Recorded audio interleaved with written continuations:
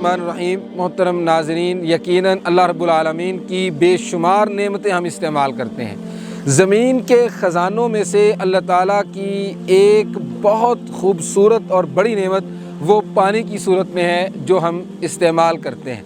और अल्लाह ताला कुरान मजीद में फ़रमाते हैं वजअलना मिनल माइ कुल्ल शैइन हय्य, हमने हर ज़िंदा चीज़ को पानी से बनाया, पानी से पैदा फरमाया है। हम आज यहाँ एक ऐसे कुएं के पास मौजूद हैं जो तकरीबन 100 साल पुराना है, और आज भी पुराने रिवायती तरीके से जानवरों के ज़रिए यहाँ से पानी निकाला जाता है और इंसान भी इस्तेफ़ादा करते हैं और ज़मीन को भी इस पानी से सैराब किया जाता है।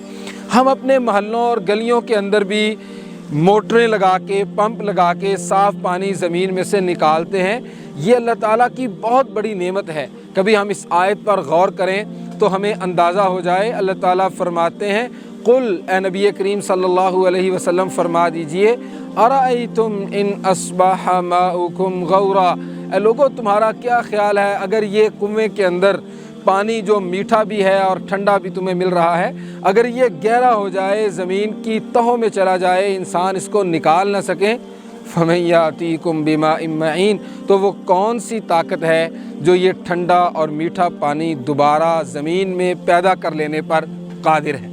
यकीनन ये इख्तियार सिर्फ़ अल्लाह ताला के पास है। हम जो पानी ठंडा करते हैं, आम तौर पर बिजली इस्तेमाल होती है, फ्रिज चलाए जाते हैं, कूलरों में बर्फ़ डाली जाती है, तो हम तो उस पर बहुत ख़र्च करते हैं और फिर ज़ाया भी करते हैं। क्या हमें ये हदीस याद नहीं है जो सुनन तिरमिज़ी की सही हदीस है? रसूलुल्लाह सल्लल्लाहु अलैहि वसल्लम ने फरमाया, आदम के बेटे से जो पहले पहले सवाल क़यामत के दिन किए जाएंगे, उनमें से एक सवाल ये होगा, अल्लाह ताला फरमाएंगे, ऐ मेरे बंदे, क्या मैंने तुझे ठंडा पानी नहीं पिलाया था?